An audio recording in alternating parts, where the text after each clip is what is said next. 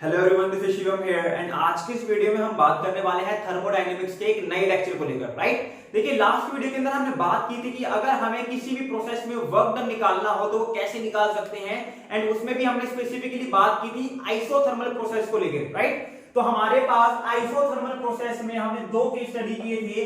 पहला केस था हमारे पास रिवर्सिबल प्रोसेस और दूसरा प्रोसेस हमारे पास था इररिवर्सिबल प्रोसेस। राइट, हमारे पास वर्क डन अगर हमें निकालना है तो हमें प्रोसेस देखना पड़ेगा, हमारा प्रोसेस रिवर्सिबल है या इररिवर्सिबल है।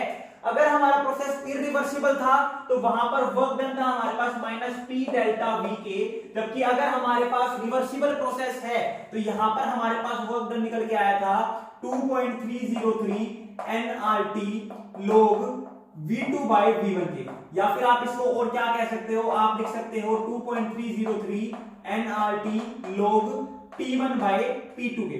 तो यहाँ पे हमारे पास दो प्रोसेस थे, पहला हमारे पास था रिवर्सिबल प्रोसेस, दूसरा था इररिवर्सिबल प्रोसेस। तो ये था फॉर्मूले को लेके। लेकिन अगर हमें बात करनी पड़ जाए ग्राफिकल रिप्रेजेंटेशन की तो हम किस तरीके से इसको रिप्रेजेंट करेंगे, तो देखिए हमारे पास दो केस बन सकते हैं। पहला केस बनेगा हमारे पास एक्सपेंशन को लेके, पहला केस बनेगा हमारे पास एक्सपेंशन को लेके और दूसरा केस हमारे पास बनता है कॉन्ट्रैक्शन को लेके।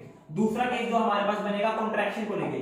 अब देखिए हम कहते हैं कि रिवर्सिबल प्रोसेस में वर्क डन मैक्सिमम होता है, रिवर्सिबल प्रोसेस में वर्क डन जो है वो ज्यादा होता है कंपेयर टू इररिवर्सिबल प्रोसेस। लेकिन ये हमेशा ट्रू नहीं होता, ये एक मिथ है, ये एक गलतफहमी है जो बच्चों को बता दी जाती है। एक्चुअलिटी में क्या होता है वो हम आज की वीडियो में बात करने वाले हैं with the help of a graph. Right, अब देखिए हमें पता है जो वर्क डन है उसको हम प्रेशर और वॉल्यूम की टर्म्स में ट्रीट करते हैं। तो हम बात करते हैं सबसे पहले रिवर्सिबल प्रोसेस की। अगर हम बात करते हैं रिवर्सिबल प्रोसेस की तो रिवर्सिबल प्रोसेस में क्या होगा, मैं अगर प्रेशर और वॉल्यूम के कॉरस्पॉन्ड ग्राफ बना दूं, मैं अगर प्रेशर और वॉल्यूम के कॉरस्पॉन्ड में ग्राफ बना दूंगा तो ये दोनों कैसे आपस में क्या है, ये दोनों आपस में इनवर्स रिलेशन रखते हैं। साथ ही साथ यहां पर ये हाइपरबोला की इक्वेशन फॉलो करेंगे। तो यहां पर हमारे पास कुछ ऐसा प्रोसेस देखने को मिल जाएगा, कुछ ऐसा ग्राफ आएगा, क्योंकि प्रोसेस क्या है एक्सपेंशन का। अभी हम बात कर रहे हैं एक्सपेंशन को लेके, तो वॉल्यूम क्या होगी, इस तरफ इंक्रीज हमें देखने को मिलेगी। वॉल्यूम हमें यहां पर इस तरफ इंक्रीज करने को देखने को मिलेगी। लिख देता हूं मैं यहां पर। अभी हम एक्सपेंशन को स्टडी कर रहे हैं, अभी हम बात कर रहे हैं वर्क डन ड्यूरिंग एक्सपेंशन। ठीक है, यहां पे हम बात कर रहे हैं एक्सपेंशन को लेकर। अब देखिए हमारे पास हमें पता है जो रिवर्सिबल प्रोसेस है उसमें धीरे धीरे वॉल्यूम इंक्रीज होगी, क्योंकि जो प्रेशर होता है इंटरनल प्रेशर वो बहुत थोड़ा सा ज्यादा होता है कंपेयर टू एक्सटर्नल प्रेशर। तो यहां पर इनफाइनाइट नंबर ऑफ स्टेप हमें देखने को मिलेंगे। यहां पे हमें बहुत सारे स्टेप देखने को मिलेंगे जिसमें हमारी वॉल्यूम क्या हो रही होगी, धीरे धीरे इंक्रीज हो रही होगी। तो हमारे पास जो एरिया अंडर द कर्व आएगा, जो एरिया अंडर द कर्व आएगा, ये सारा का सारा एरिया, ये हमें क्या देगा, वर्क डन निकाल के देगा इन रिवर्सिबल प्रोसेस। इतना समझ में आया। अब बात करते हैं इररिवर्सिबल प्रोसेस की। ये हमारे पास रिवर्सिबल प्रोसेस के लिए है, ये है इररिवर्सिबल प्रोसेस। तो दोबारा से प्रेशर वर्सेस वॉल्यूम ग्राफ बनेगा, दोबारा से प्रेशर वर्सेस वॉल्यूम ग्राफ बनेगा। यहाँ पे वॉल्यूम इंक्रीज हो रही है, यहाँ पे प्रेशर इंक्रीज हो रहा है। एक्सपेंशन हमारे पास हम देख रहे हैं तो हमें हाइपरबोला देखने को मिलेगा कुछ इस तरीके से, हमें यहाँ पर भी एक हाइपरबोला देखने को मिलेगा। अब देखिए हमारे पास क्योंकि एक्सपेंशन हो रहा है, हमारे पास क्योंकि एक्सपेंशन हो रहा है तो जो प्रेशर होगा वो क्या हो जाएगा, डिक्रीज हो जाएगा। प्रेशर क्या हो जाएगा, डिक्रीज। तो हमारे पास पहले वॉल्यूम थी, यहाँ पे मान लीजिए हमारे पास क्या थी, P1। यहाँ पे P1 प्रेशर पे वॉल्यूम क्या थी हमारे पास, V1। P1 प्रेशर पे क्या थी वॉल्यूम, V1। एक्सपेंशन हो रहा है तो ग्राफ इस तरफ मूव करेगा क्योंकि वॉल्यूम इंक्रीज होगी एक्सपेंशन के अंदर। तो यहाँ पर हमारे पास मान लीजिए ये थी वॉल्यूम हमारे पास V2, ये हमारे पास वॉल्यूम क्या थी, V2। तो देखिए ये वॉल्यूम V2 किस पे होगी, हमारे पास प्रेशर P2 पे। ये क्या होगी, P2 पे। हमारे पास फाइनल प्रेशर क्या है, P2। ठीक है, अब ये हमारे पास क्या आया है, वर्क का स्पेस आया है। ये जो एरिया अंडर द कर्व आएगा ये वाला, ये हमें क्या निकाल के देगा, वर्क डन निकाल के देगा। क्योंकि हमारे पास जो फाइनल प्रेशर है वो तो है P2, जो वॉल्यूम चेंज हुई है वो है V1 से V2। तो ये तो आ गया हमारे पास वॉल्यूम चेंज, और जो फाइनल प्रेशर है वो है P2। तो यही तो हमारा वर्क डन आएगा। तो हमारे पास एरिया अंडर द कर्व, ये वाला जो एरिया आएगा ये हमें क्या निकाल के देगा, वर्क डन निकाल के देगा। अब खुद देखिए जो रिवर्सिबल प्रोसेस में उसमें कितना सारे एरिया हमारे पास अंडर द कर्व आ रहा है, जबकि हमारे पास इरिवर्सिबल प्रोसेस में बहुत थोड़ा एरिया आ रहा है अंडर द प्रोसेस, राइट। जिसकी वजह से हम कह सकते हैं एक्सपेंशन के अंदर जो रिवर्सिबल प्रोसेस का वर्क डन है वो ज्यादा होता है इरिवर्सिबल प्रोसेस के कंपेयर में, राइट। तो जो बात हम कहते हैं कि हमारा रिवर्सिबल प्रोसेस में वर्क डन मैक्सिमम होता है कंपेयर टू इरिवर्सिबल, वो तब होता है जब आपका केस कौन सा हो, एक्सपेंशन का। जब आप एक्सपेंशन की बात कर रहे होते हो तब वर्क डन रिवर्सिबल में ज्यादा होता है इरिवर्सिबल के कंपेयर में। अब बात करते हैं सेकंड केस की, कॉन्ट्रैक्शन की। अब हम बात करते हैं second case that is contraction को लेके कि क्या कॉन्ट्रैक्शन में भी हमें यही देखने को मिलेगा, क्या कॉन्ट्रैक्शन में भी हमें यही वर्क डन का रिलेशन देखने को मिलेगा। तो जहां पर हम बात करेंगे कॉन्ट्रैक्शन की, तो कॉन्ट्रैक्शन में आप सभी चौंकने वाले हो, क्योंकि कॉन्ट्रैक्शन में आपकी दुनिया हिलने वाली है। कॉन्ट्रैक्शन जब हम करते हैं तो हमें रिवर्सिबल प्रोसेस में वर्क डन ज्यादा देखने को नहीं मिलता है। क्या, क्यों? अब देखिए सिंपल सी बात है, कॉन्ट्रैक्शन करेंगे वॉल्यूम डिक्रीज होगी, ये प्रेशर है ये वॉल्यूम है, जो ग्राफ आएगा वो हाइपरबोला बन जाएगा।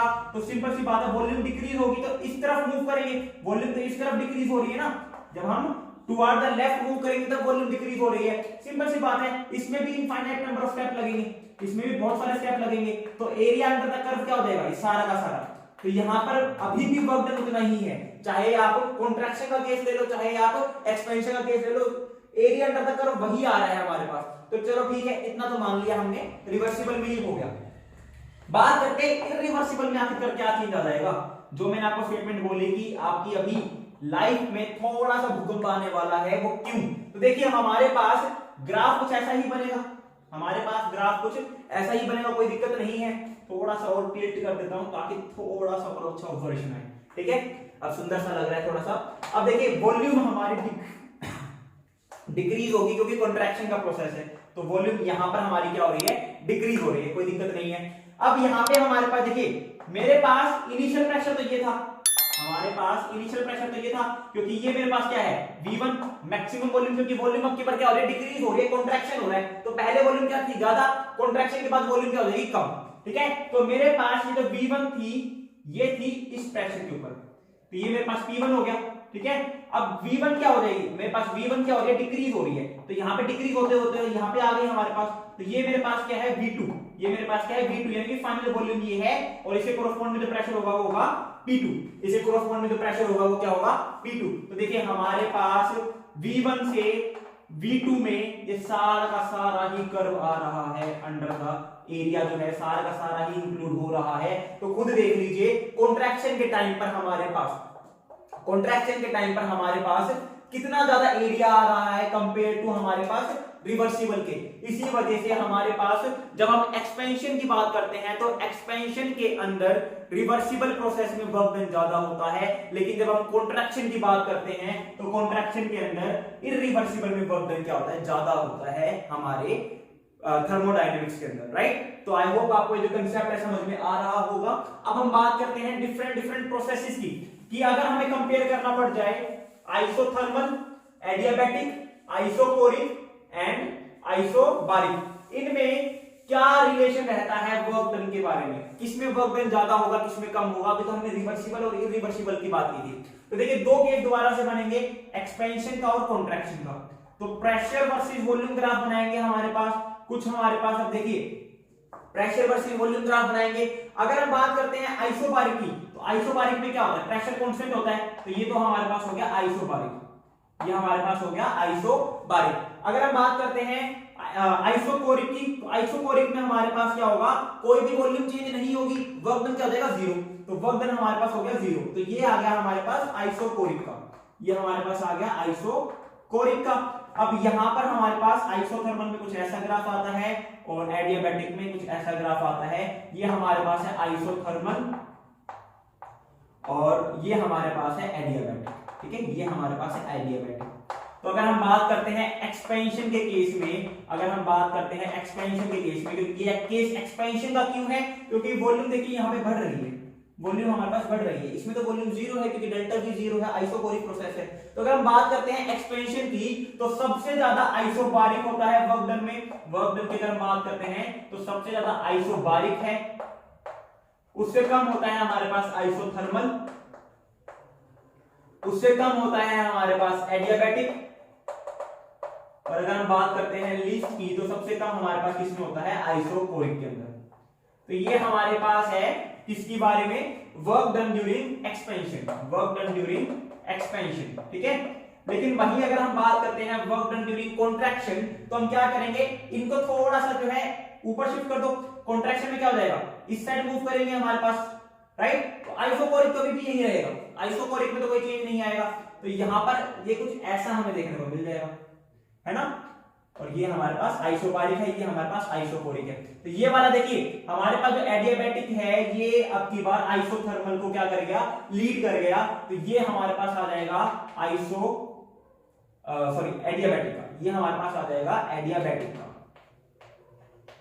ये हमारे पास कर्व है आइसोथर्मल का, ये हमारे पास कर्व है आइसोथर्मल का। ये हमारे पास कर्व है आइसोबारिक का, और ये कर्व तो हमारे पास कौन सा है, ये कर्व हमारे पास है आइसोकोरिक का। यानी कि अगर हम वर्क डन की बात करते हैं इन कॉन्ट्रैक्शन, जब वॉल्यूम डिक्रीज होगी तो हमारे पास क्या वर्क डन देखने को मिल जाएगा, हमारे पास एडियाबैटिक का सबसे ज्यादा हो जाएगा, उसके बाद हमारे पास आइसोथर्मल आएगा, उससे कम हमारे पास आइसोबारिक आएगा, और सबसे कम हमारे पास आइसोकोरिक एज यूजुअल, क्योंकि आइसोकोरिक का मतलब है वॉल्यूम कांस्टेंट है, प्रेशर का वर्क डन का फॉर्मूला होता है P डेल्टा V। तो डेल्टा V जब 0 है तो कोई वर्क डन हुआ ही नहीं है, तो आइसोकोरिक तो हमेशा ही 20 रहेगा। तो ये दो केसेस बनते हैं हमारे पास एक्सपेंशन और कॉन्ट्रैक्शन के अंदर, ठीक है।